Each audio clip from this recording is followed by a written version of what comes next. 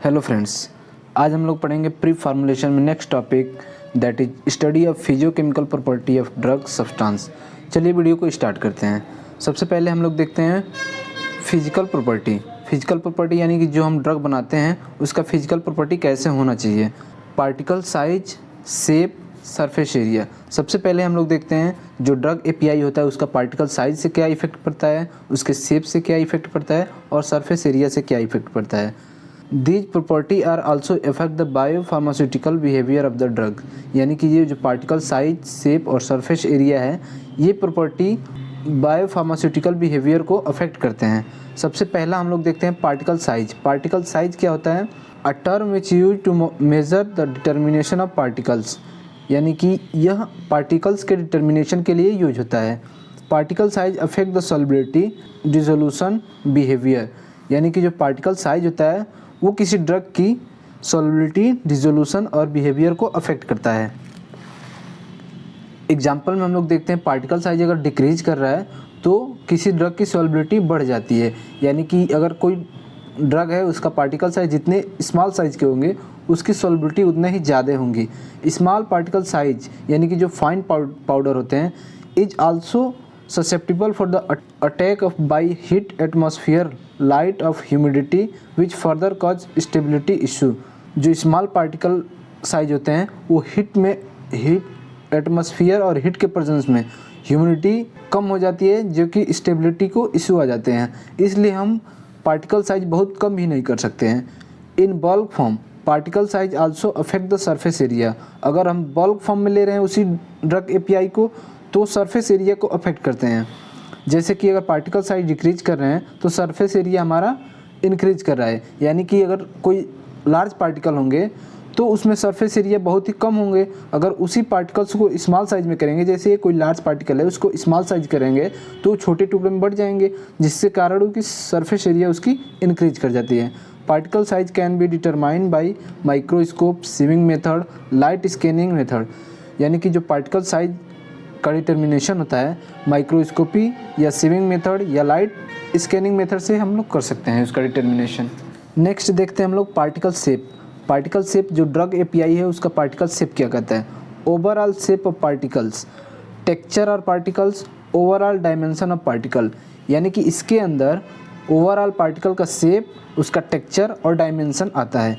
Example में देखते हैं जैसे सर्कल शेप, यानी कि जो ड्रग एपीआई होता है सर्कल शेप का हो सकते हैं या स्क्वायर शेप के हो सकते हैं। It affect the flow property determination using microscope. यह फ्लो प्रॉपर्टी को अफेक्ट कर सकता है। इसका डिटर्मिनेशन हम लोग माइक्रोस्कोप के यूज से कर सकते हैं। यानी कि किसी ड्रग एपीआई को अगर हम उसका पार्टिकल शेप को देखना होगा तो हम माइक्रोस्कोप के द्वारा देख सकते हैं। नेक्स्ट हम लोग देखते हैं सरफेस एरिया। सरफेस एरिया क्या है? It is the area of the particle surface since rate solubilization of solid drug directly proportional to the surface area drug। it is clear that large surface area higher dissolution rate। यानी कि surface area क्या होता है? किसी particle का जो surface होता है उसके पूरे एरिया को कहते हैं सरफेस एरिया, जिसके के कारण सोल्बलाइजेशन ऑफ ड्रग डिपेंड करता है इस पे। और अगर सरफेस एरिया इंक्रीज कर जाता है तो डिसोल्यूशन रेट भी इंक्रीज कर जाता है। यानी कि किसी ड्रग एपीआई का सरफेस एरिया अगर हम बढ़ा रहे हैं तो उसका डिसोल्यूशन रेट भी बढ़ जाएगा। The surface area increase with decrease particle size. यानी कि अगर कोई बड़ा पार्टिकल है उसके साइज को छोटे पार्टिकल में कन्वर्ट करेंगे तो वो सरफेस एरिया को इंक्रीज कर देगा जिसके कारण कि डिसोल्यूशन रेट भी हमारा इंक्रीज हो जाएगा। The surface area increase with decrease particle size. The surface of such small particles have higher energy than the bulk of the solid, resulting in an increased interaction with the solvent। Example में हम लोग देखते हैं poorly water soluble drug like griseofulvin, chloramphenicol and several sort of tetracyclines. यानी कि poorly water soluble जो जैसे ग्रिसेओल्फिन और क्लोरोफेनिकॉल होते हैं और टेट्रासाइक्लिन के साल्ट होते हैं वो इसके एग्जाम्पल होते हैं। नेक्स्ट हम लोग देखते हैं classification of drug on internal structure. जो ड्रग एपीआई होती है उसके इंटरनल स्ट्रक्चर के बेसिस पे इसका क्लासिफिकेशन कैसे होता है। सबसे पहला होता है, दो पार्ट में डिवीजन होता है ड्रग एपीआई, क्रिस्टलिन और एमरफस। जो क्रिस्टलिन होता है फर्दर दो पार्ट में डिवीजन होता है, पॉलीमॉर्फ जो कि सिंगल मॉलिक्यूल होते हैं, मॉलिक्यूलर एडक्ट्स। जो पॉलीमॉर्फ जो होते हैं वो इनैंसियोट्रोपिक और मोनोट्रोपिक दो पार्ट में डिवीजन हो जाता है। और पुनः जो मोनोमॉलिक्यूलर एडक्ट होते हैं उनका दो पार्ट में डिवीजन होता है, नॉन स्टेक्योमेट्रिक और स्टेक्योमेट्रिक कम्प्लेक्स। जो स्टेक्योमेट्रिक कम्प्लेक्स होते हैं फर्दर दो पार्ट में डिवीजन होते हैं, ऑर्गेनिक सॉल्वेंट और हाइड्रेट्स में। नेक्स्ट हम देखते हैं हाइड्रेट्स। हाइड्रेट्स क्या होते हैं, इसको हम लोग स्यूडो पॉलीमॉर्फ कह सकते हैं। मतलब वह न तो पॉलीमॉर्फ होते हैं लेकिन फिर भी उसको पॉलीमॉर्फ में हम लोग पढ़ा जाता है। The crystalline form of a drug can be either a polymorph or molecule adduct or both the stoichiometry type of adduct where the solvent molecule are increased in the crystalline. यानी pseudo polymorph होते हैं, वो polymorph में तो हम लोग कहते हैं लेकिन वो या तो पॉलीमॉर्फ होते हैं या मॉलिक्यूलर एडक्ट होते हैं, और वो एक स्टेक्योमेट्रिक एडक्ट के रूप में होते हैं, इसलिए हम लोग इसको कहते हैं हाइड्रेट्स। इसके एग्जाम्पल होते हैं n pentanol solvent of the fludrocortisone and succinyl sulfathiazole, इसके एग्जाम्पल होते हैं। नेक्स्ट हम लोग देखते हैं relation of pH pKa value in the term of ionized and unionized. यानी कि जो pH और pKa वैल्यू होता है आयोनाइज और अनआयोनाइज टर्म में, उसका रेशियो हम लोग देखते हैं। एसिडिक ड्रग, अगर कोई ड्रग एसिडिक है तो उसका pH वैल्यू और pKa वैल्यू में क्या रिलेशन होता है। यानी कि अगर हमारा pH pKa वैल्यू कोई 5 है, 5 से जो कम होता है यानी कि एसिडिटी की तरफ जाता है तो अनआयोनाइज्ड हो जाते हैं, और वही अगर 5 से ज़्यादा यानी कि 14 बेसिक की तरफ जाता है तो जो एसिड ड्रग होता है वो इन आयोनाइज्ड फॉर्म में हो जाता है। नेक्स्ट देखते हैं हम लोग बेसिक ड्रग। अगर कोई बेसिक ड्रग है उसका pKa वैल्यू 9 है तो उस पर तो स्टेबल है, लेकिन अगर हमारा pH वैल्यू जो कम होते जाता है यानी कि एसिडिक की तरफ जाता है तो जो बेसिक ड्रग होता है वो आयोनाइड फॉर्म में हो जाता है, और अगर हम वही pH 9 से ऊपर बढ़ाते जाते हैं तो अनआयोनाइज्ड में हो जाता है। नेक्स्ट हम लोग देखते हैं फ्लो प्रॉपर्टी, यानी कि कोई ड्रग एपीआई है उसकी फ्लो प्रॉपर्टी क्या होती हैं, उसके कारण क्या क्या अफेक्ट हो सकते हैं ड्रग बनाने में। An ability of the particle to flow depend upon the particle size, shape and density, hygroscopicity affect the formulation of efficacy. यानी कि जो फ्लो प्रॉपर्टी होता है वो क्या होता है, ड्रग एबिलिटी की फ्लो प्रॉपर्टी होती है, यानी कि कोई पार्टिकल है वो किस एबिलिटी से फ्लो कर रहा है। Depend on the particle size, उसके पार्टिकल साइज पे डिपेंड करता है, सेल शेप पे डिपेंड करता है और डेंसिटी पे डिपेंड करता है। उसकी हाइग्रोस्कोपिसिटी भी डिपेंड करता है। अफेक्ट फार्मूलेशन एंड एफिकेसी, जो कि फ्लो प्रॉपर्टी अगर एपीआई का होता है वो फार्मूलेशन के एफिकेसी को भी अफेक्ट करता है। Flow property increase, production increase और मिक्सिंग इंक्रीज। अगर किसी ड्रग का फ्लो प्रॉपर्टी बढ़ रहा है तो उस ड्रग का प्रोडक्शन और मिक्सिंग इंक्रीज हो जाता है। Flow property decrease, uniformity decrease. अगर किसी ड्रग का फ्लो प्रॉपर्टी डिक्रीज कर रहा है तो उसकी यूनिफॉर्मिटी जो होती है डिक्रीज कर जाता है। Flow property determine by angle of repose, Carr's index, Hausner ratio.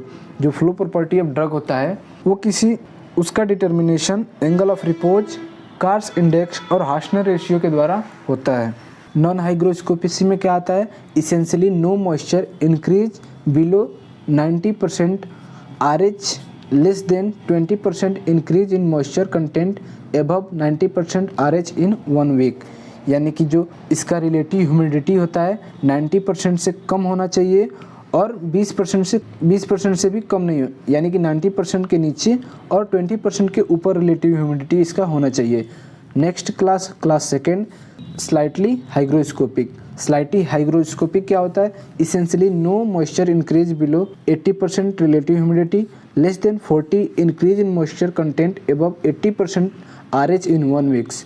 यानी कि इसमें क्या होता है कि जो रिलेटिव ह्यूमिडिटी होती है 80% से नीचे और 40% से ऊपर, इनके बीच में होता है। नेक्स्ट क्लास है क्लास थर्ड, मॉडरेटली हाइग्रोस्कोपिस। मॉडरेटली हाइग्रोस्कोपिस में क्या होता है, moisture content does not increase 5% below 60%। यानी कि इसमें क्या होगा, जो ड्रग का मॉइस्चर कंटेंट होगा वो 60% से नीचे और 5% से ज़्यादा होगा। नेक्स्ट क्लास है class 4, very hygroscopic. Very hygroscopic में क्या होगा, moisture content will increase at low as 40 to 50% RH, greater than 20% increase in moisture content below content above 90% RH in 1 week.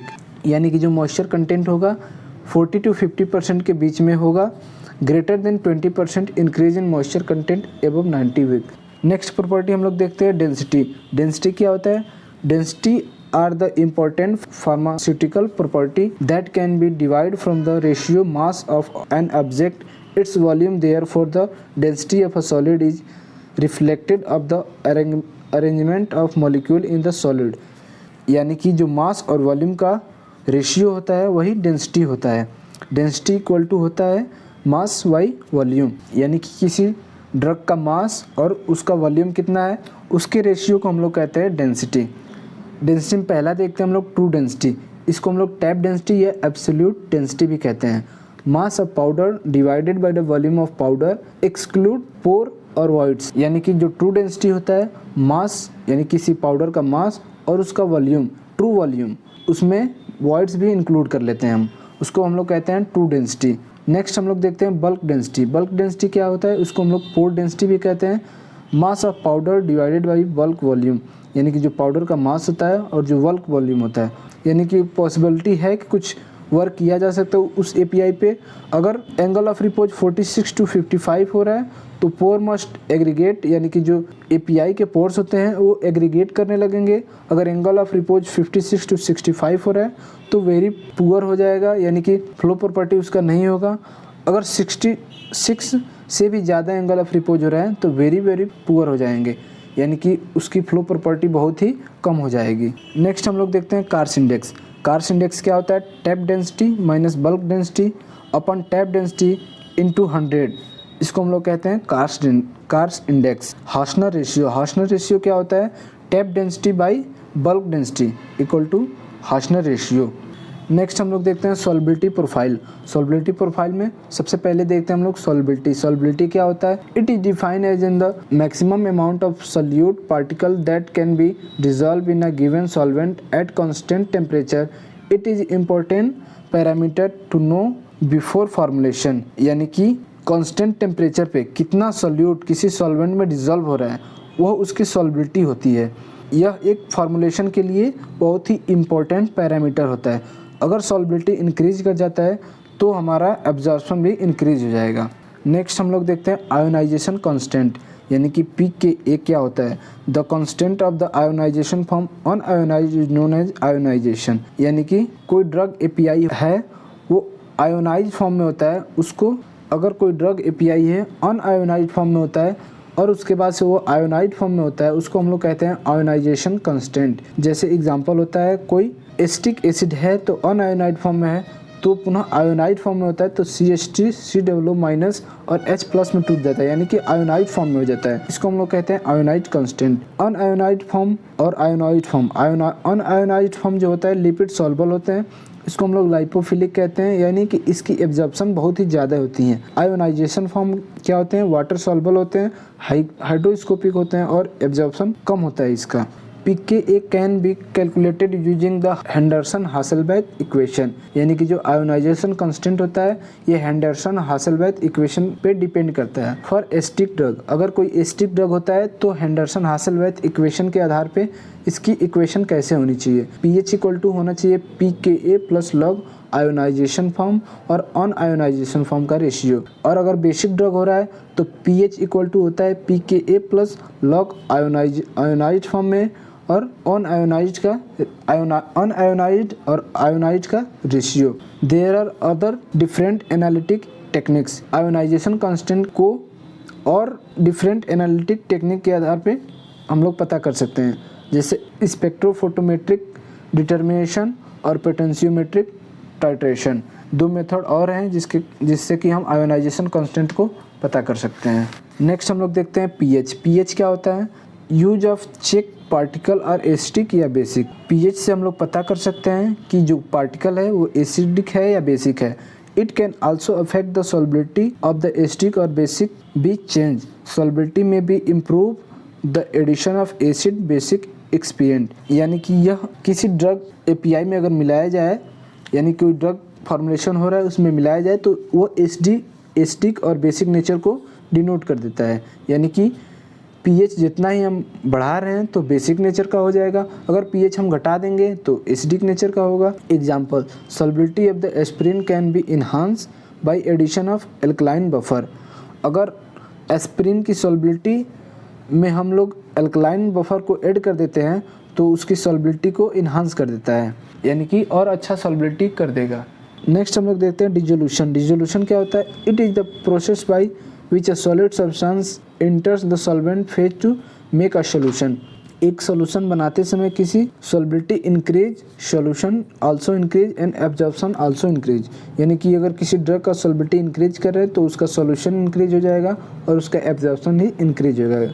Common ion effect. Common ion effect क्या होता है? Decrease the solubility of the particle, यानी कि किसी particles की सॉल्बिलिटी decrease होती है तो उसका most effect common ion effect कहलाता है। एग्जाम्पल होता है when in the solution of acidic acid sodium acetate is added in suppress the dissociation of acetic acid, यानी कि अगर किसी एसिटिक एसिड के सॉल्यूशन में हम लोग एसिटिक एसिड और सोडियम एसीटेट को ऐड कर देते हैं तो उस रिएक्शन को सप्रेस कर देता है। जैसे ये एक रिएक्शन देकर समझाया गया है, इसके और इसके दोनों में एक CH3COO- और CH3COO- ये दोनों सेम आयनिक इफेक्ट शो कर रहे हैं, इसको हम लोग कहते हैं कॉमन आयन इफेक्ट। नेक्स्ट हम लोग देखते हैं पार्टीशन कोफिशिएंट। पार्टीशन कोफिशिएंट क्या होता है? It is the ratio of the unionised drug in oil phase two water phase, यानी कि कोई ड्रग है उसका अनआयोनाइज्ड फेज में और आयोनाइज्ड फेज में दोनों में रेशियो कितना है, उसी को हम लोग कहते हैं partition coefficient.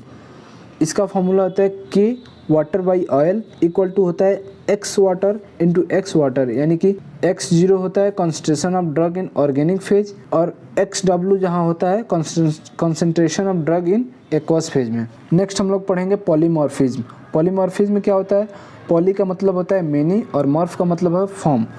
An ability of a drug substance to exist in more than one crystalline phase called polymorph and this phenomena is known polymorphism, यानी कोई ड्रग सब्सटेंस है वो मोर देन 2 फॉर्म में एग्जिस्ट कर रहा है तो उसी को हम लोग कहते हैं पॉलीमॉर्फ, और यह फिनोमेना जो होता है उसको पॉलीमॉर्फिज्म कहते हैं। यानी कि ये कोई ड्रग ए है वो A' A', 3 फॉर्म में एग्जिस्ट कर रहे हैं तो इस तीनों को मिलाकर हम लोग कहते हैं पॉलीमॉर्फिज्म, और एक है तो एक को कहेंगे हम लोग पॉलीमॉर्फ, यानी कि ए का पॉलीमॉर्फ A', A', अगर तीनों को देखा जाए तो ये प्रोसेस जो हो रहा है पॉलीमॉर्फिज्म होता है। They have different arrangement and may be different melting point, pattern, solubility, stability, therapeutic effect, यानी कि इसके अलग अलग पैटर्न होते हैं, सॉल्बिलिटी होती है और थेरेप्टिक इफेक्ट भी अलग अलग होते हैं। There are following compound show the polymorphism. कुछ कंपाउंड होते हैं जो कि पॉलीमॉर्फिज्म शो करते हैं, जैसे क्लोरोफेनिकॉल, इंडोमेथासिन, सल्फोनामाइड और बार्बिचुरेट्स ड्रग होते हैं जो कि पॉलीमॉर्फिज्म शो करते हैं।